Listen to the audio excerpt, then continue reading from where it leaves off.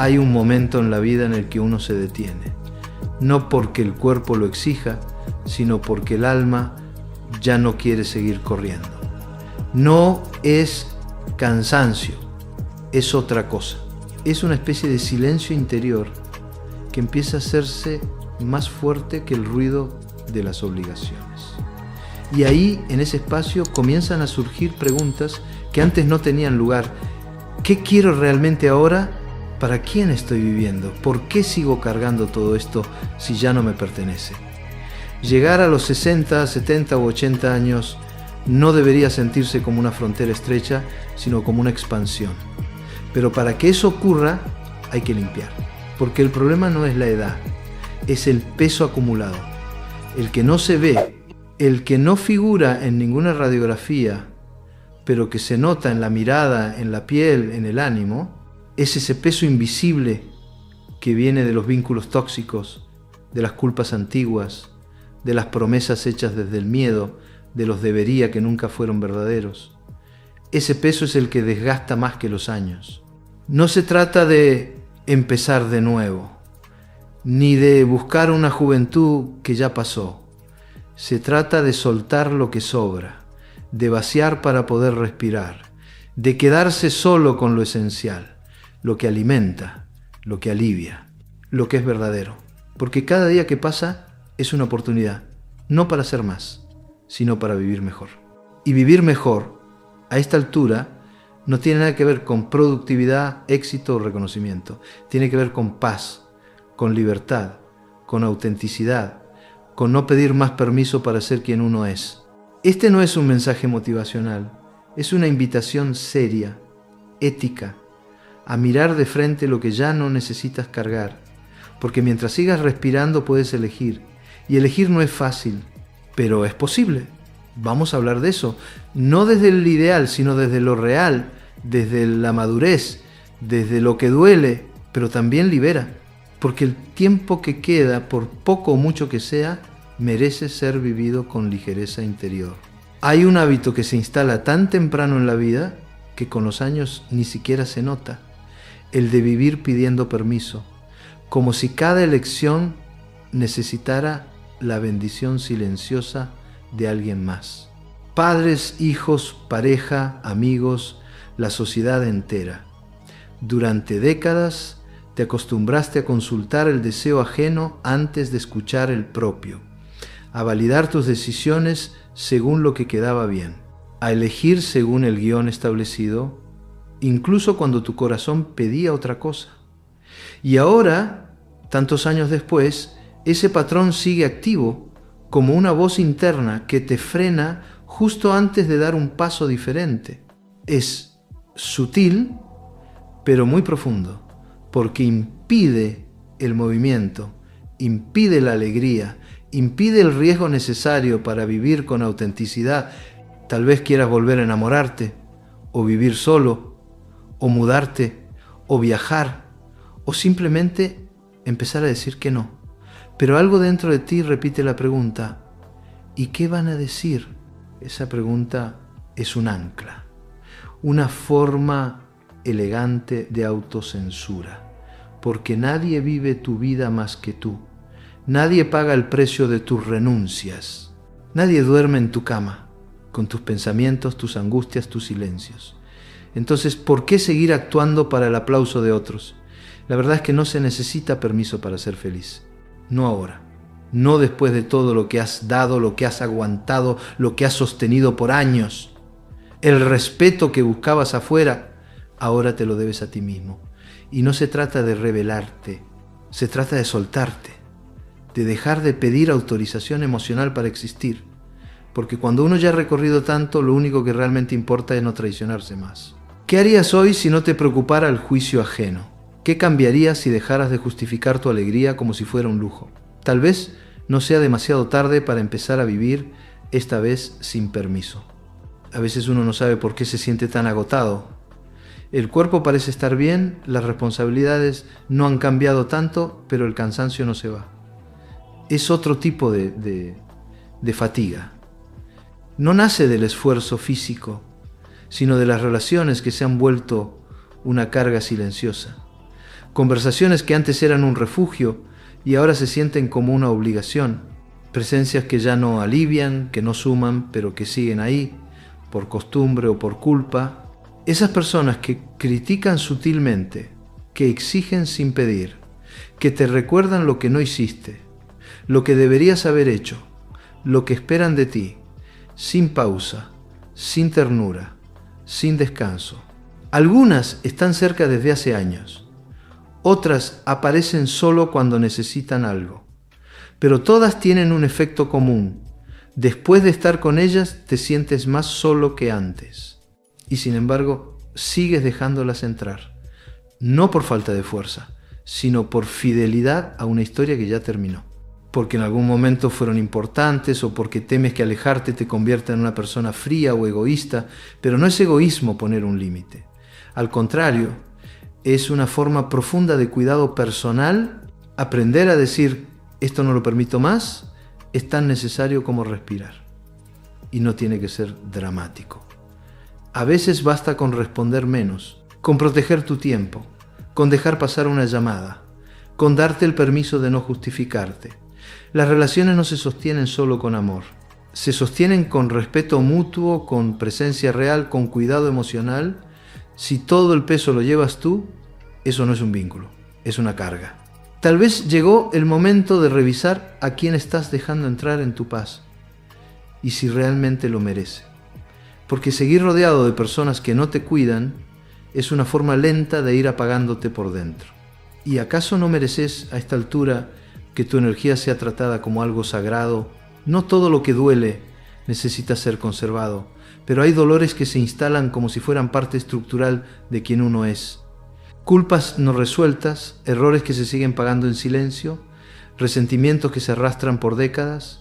Uno convive con esas sombras sin darse cuenta de cuánto espacio ocupan. Se vuelven parte del paisaje interior y desde ahí condicionan el ánimo, las decisiones, incluso la salud. A veces son hechos concretos, a veces solo la forma en que fueron interpretados. Pero el cuerpo no distingue entre una herida real y una herida revivida 1000 veces en la mente. El tiempo no cura por sí solo, cura lo que se trabaja, lo que se acepta, lo que se nombra con verdad. Muchas personas siguen sintiéndose culpables por cosas que hicieron desde la ignorancia, la presión, el miedo, no por maldad, pero cargan esas culpas como si hubieran cometido crímenes irreparables, como si el error las definiera para siempre. Otras personas se niegan a soltar el rencor y eso también duele, aunque en otra dirección. Se quedan esperando una disculpa que no llega, una reparación que no va a venir. Y en ese gesto de espera, lo único que crece es la rigidez interna. El resentimiento se disfraza de justicia, pero en realidad es una cadena. Hay quienes arrastran decisiones que no tomaron por sí mismos, caminos que eligieron por otros, y viven en una especie de doble vida, la que tienen y la que creen que podrían haber tenido. Eso también cansa, porque ninguna de las dos vidas se siente real del todo. El pasado no se puede rehacer, pero sí se puede soltar. Eso no borra lo vivido, pero cambia la relación que se tiene con lo vivido. Deja de doler como herida abierta y empieza a sentirse como cicatriz. Algo que ocurrió, algo que marcó, pero que ya no sangra. Perdonarse, aunque sea parcialmente, es un acto profundo de humanidad, y a veces lo único que hace falta para empezar ese proceso es detenerse. No para analizar, no para entenderlo todo, solo para dejar de alimentar esa parte interna que se ha convertido en verdugo. Hay un punto en el que seguir castigándose deja de ser coherente con la vida que aún queda, porque el cuerpo se cansa, pero el alma también. Y nadie merece vivir sus últimos años siendo prisionero de una culpa que ya no tiene función. Cuando por fin se suelta esa carga, lo que aparece no es vacío, es alivio. Y ese alivio no necesita explicación ni palabras grandes, se siente en el pecho, en el silencio que ya no duele, en el descanso mental que por fin llega. Durante mucho tiempo, lo que te sostuvo fue la responsabilidad, ser el que resuelve, el que aguanta, el que cumple. A veces por amor, a veces por miedo, otras por inercia. Y no está mal haber sido fuerte, No está mal haber sostenido a otros cuando nadie más podía hacerlo. Pero llega un punto en el que ese papel empieza a pesar más de lo que sostiene. Cuando ya no se trata de cuidar, sino de no saber cómo dejar de cuidar. Cuando la fuerza se vuelve un personaje, una especie de disfraz que ya no te representa, pero que nadie te permite quitarte, es una trampa emocional muy común, ser visto como el que siempre puede. Y en ese lugar es fácil olvidarse de uno mismo, porque siempre hay algo que hacer por los demás. Siempre hay alguien que necesita algo. Siempre hay una urgencia ajena que parece más importante que tu propio deseo. Pero el tiempo pasa y el cuerpo empieza a mostrar señales, no solo físicas, señales de agotamiento más profundo, falta de entusiasmo, pérdida de sentido, una especie de tristeza silenciosa que no tiene nombre, porque estás ahí, pero ya no estás del todo. Muchas de esas responsabilidades ni siquiera son tuyas. Te las pusiste encima porque nadie más lo haría, o porque pensaste que así serías valorado, pero ya no. Ahora, sostener lo que no te corresponde solo te aleja de ti mismo. Y hay promesas que ya no hace falta cumplir. Hay roles que fueron útiles, pero que hoy solo generan rigidez. El deber también se vuelve una prisión cuando no se revisa, cuando se repite por costumbre sin conexión con lo que sientes hoy. Soltar un papel no es abandonar, es reconocer que ya no te sirve. Es darte permiso para cambiar sin tener que explicarlo, porque tú también mereces descanso, no solo físico, descanso emocional, descanso del personaje que todos conocen pero que ya no representa lo que realmente sientes. Y nadie va a darte ese permiso si no te lo das tú primero. Dejar de ser el fuerte, el disponible, el que siempre resuelve, no es un fracaso. Es una forma de empezar a cuidarte en serio. Porque no todo lo que puedes hacer, tienes que hacerlo. Hay una forma de agotamiento que no tiene que ver con el hacer, sino con el complacer. Con ese impulso automático de decir que sí para no incomodar. De sonreír aunque por dentro no haya ganas. De asistir a reuniones que no te interesan. De seguir hablando con personas con las que ya no compartes nada, solo porque siempre ha sido así. Esa forma de vivir es silenciosamente destructiva, porque te obliga a estar presente en lugares donde tu alma ya no está. Y cada vez que te eliges por dentro pero cedes por fuera, algo se rompe un poco más. Complacer fue, durante años, una estrategia, tal vez una forma de sobrevivir, de evitar el conflicto, de mantener vínculos que se sentían frágiles, pero a medida que el tiempo avanza, esa estrategia se convierte en una jaula, una donde te acostumbras a quedar siempre en segundo plano, a dejar tu necesidad para después, a poner la calma ajena por encima de tu paz interna, hasta que un día descubres que ni siquiera sabes lo que querés, que tus decisiones están tan condicionadas por el deseo de los demás que ya no te reconoces. Romper con eso no significa volverse duro ni egoísta. Significa entender que tu bienestar no puede depender eternamente de la aprobación ajena. Significa aceptar que a veces decepcionar a alguien es el único camino posible para no decepcionarte a ti. Elegirte no es herir a los demás. Es dejar de herirte a ti en silencio. No tienes que explicar por qué no vas. No tienes que justificar tu cansancio. No tienes que seguir tolerando lo que ya no se sostiene. Solo porque alguien más se acostumbró a tu disponibilidad. Algunas personas se molestarán cuando empieces a elegirte. Es natural, porque estaban acostumbradas a tu entrega incondicional. Pero el amor que exige sacrificios permanentes no es amor, es dependencia. Y la dependencia emocional, cuando no se revisa, se convierte en una forma sutil de opresión. Empezar a decir no es, en muchos casos, la primera expresión real de libertad, no para alejarte del mundo, sino para volver a habitarte a ti mismo, sin tener que pedir perdón por eso. Nada inmoviliza tanto como la idea de que ya no se puede, no porque sea cierta, sino porque parece razonable. A esta edad, ¿para qué? Ya no tengo energías. Si no lo hice antes, ahora es tarde. Son frases que no gritan, pero que se repiten con tanta frecuencia que acaban sonando como verdad. Y no lo son. Son excusas. Excusas elaboradas con la lógica de quien ha vivido mucho, sí, pero que también ha aprendido a tenerle miedo al cambio, porque empezar algo nuevo da vértigo, porque salir del terreno conocido implica riesgo, porque admitir que todavía se desea es reconocer que uno no está tan resignado como pensaba. No se trata de negar los límites reales. El cuerpo cambia, las condiciones cambian, pero eso no significa que la vida se haya detenido. A veces lo único que se necesita es voluntad. Voluntad de intentarlo, de probar, de equivocarse.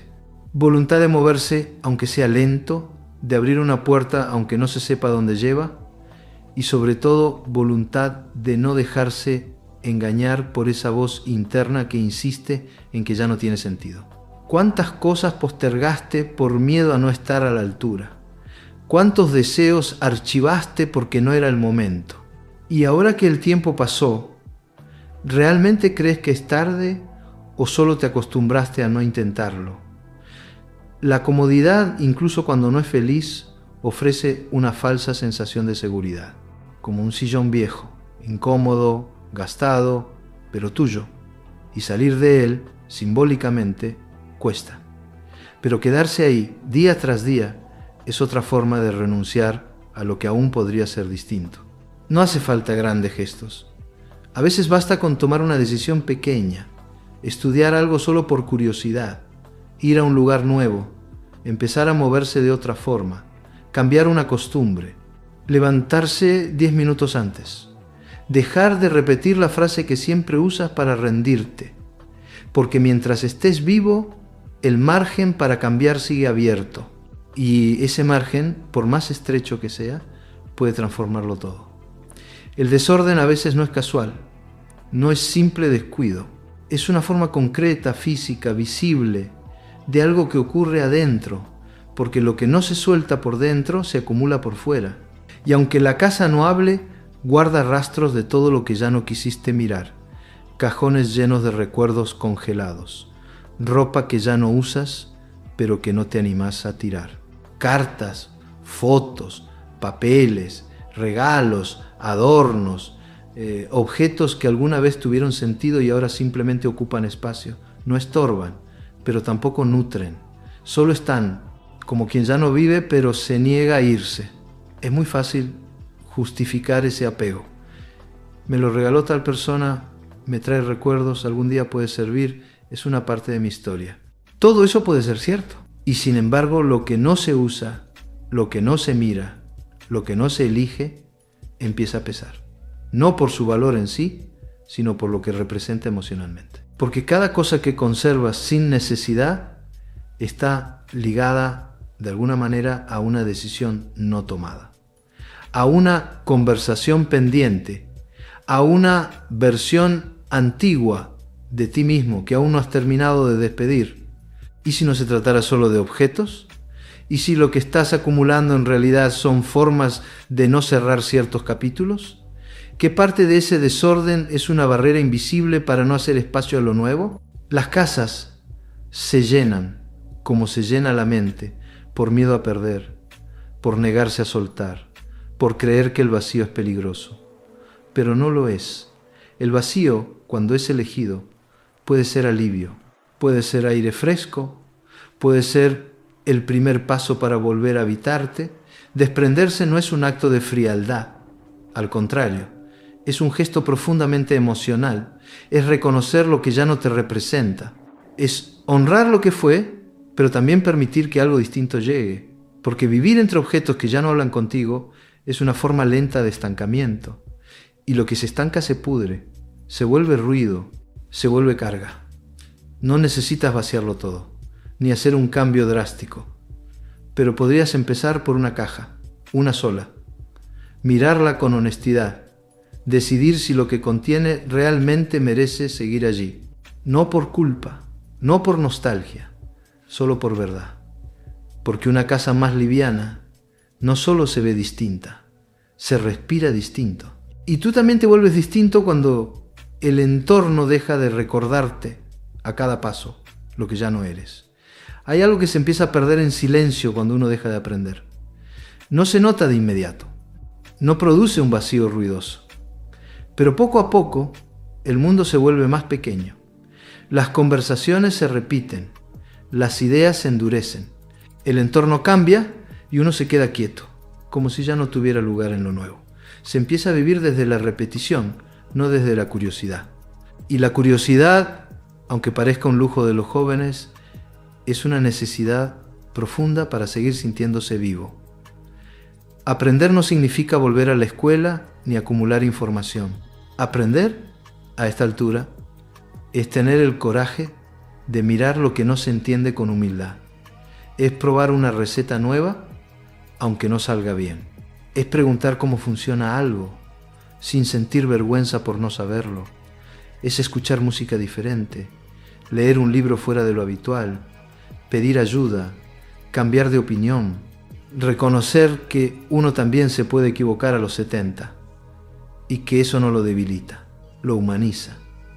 Hay quienes confunden madurez con rigidez. Creen que por haber vivido mucho ya no necesitan absorber nada más. Pero la vida no se detiene. El mundo sigue en movimiento. Y cuando uno se cierra al aprendizaje, se empieza a aislar.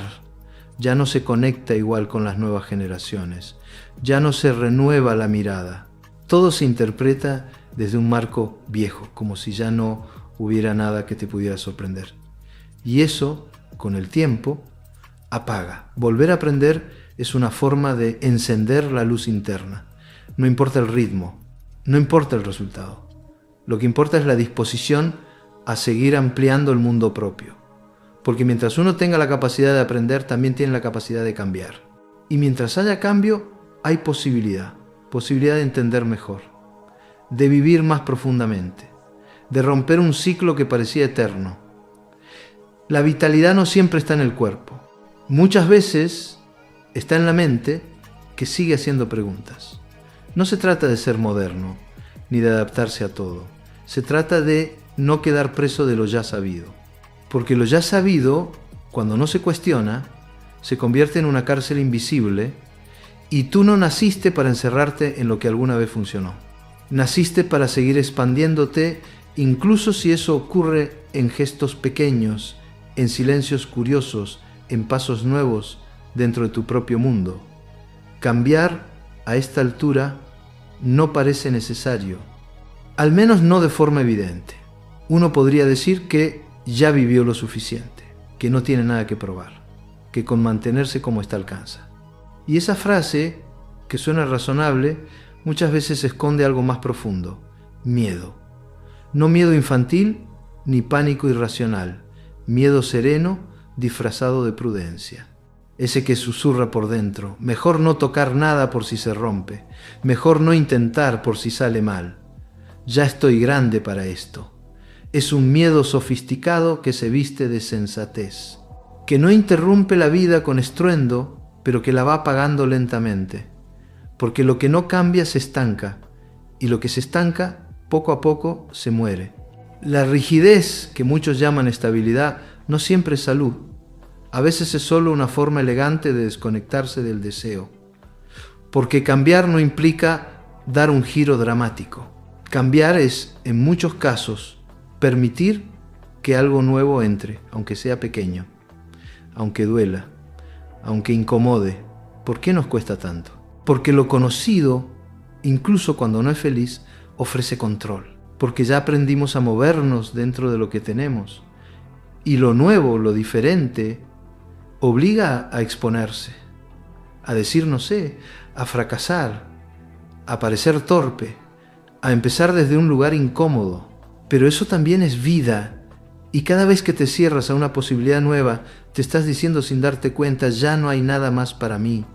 Y eso no es verdad. La edad no vuelve imposible el cambio. Lo vuelve más selectivo, más consciente, más profundo. A los 20 se cambia por impulso. A los 70 se cambia por lucidez. Porque el tiempo ya no sobra. Porque ya no vale la pena seguir cargando lo que no te hace bien. Porque ya no hay necesidad de mostrarle nada a nadie. Y ahí, justo ahí, la transformación se vuelve real. No por obligación, por decisión. Nadie está obligado a transformarse. Pero quien se niega a la posibilidad se condena a repetir. Y repetir sin sentido es una forma de anestesiarse, de dejar de sentir, de conformarse con sobrevivir, cuando aún se puede vivir. Vivir en paz no es lo mismo que estar tranquilo. Tampoco significa estar libre de problemas o rodeado de armonía constante. La paz, en esta etapa, no es un estado perfecto, ni un lugar al que se llega y ya no se sale. Es una práctica, un ejercicio diario de discernimiento, un silencio elegido, no impuesto, una forma de estar contigo sin sentir que te estás abandonando. La paz verdadera no se encuentra, se construye. Y lo curioso es que muchas veces no tiene nada que ver con lo que imaginabas cuando eras más joven. No se trata de tener todo bajo control, ni de que todos estén bien contigo, ni de que no te falte nada. Esa imagen de plenitud total es inalcanzable, y perseguirla solo genera frustración. La paz que importa es más sobria, más concreta. Tiene que ver con saber qué vínculos cuidar y cuáles dejar ir.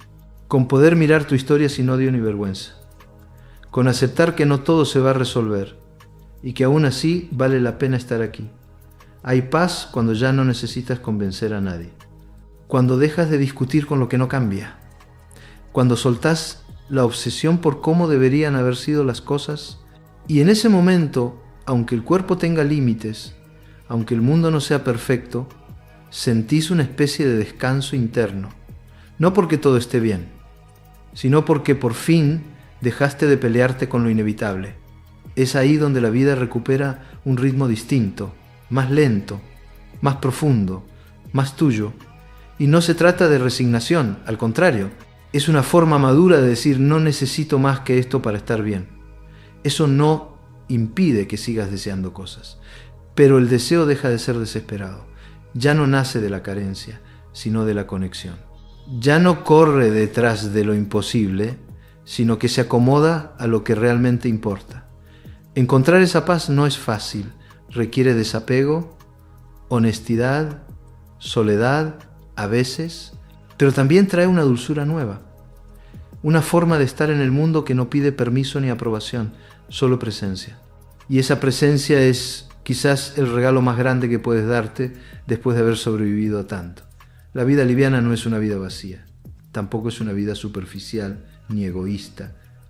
Es en realidad el resultado de una depuración lenta, consciente y a veces dolorosa. Porque aligerarse no significa desentenderse del mundo, sino dejar de cargar con lo que ya no corresponde. Es aprender a caminar sin arrastrar todo lo que alguna vez tuvo sentido, pero que hoy ya no vibra contigo. Y esa elección, aunque parezca pequeña, cambia profundamente la experiencia de estar vivo. Ser liviano es no reaccionar ante todo, no explicar cada movimiento, no intentar agradar siempre, no justificar tus ausencias. Es descansar en la propia verdad sin necesidad de defenderla. Es mirar tu espacio interno y reconocer que por fin hay lugar para respirar, para detenerte, para no tener que resolverlo todo. No porque no te importe, sino porque entendiste que tu energía es limitada y que ya no tiene sentido seguir dándola a lo que no te devuelve nada.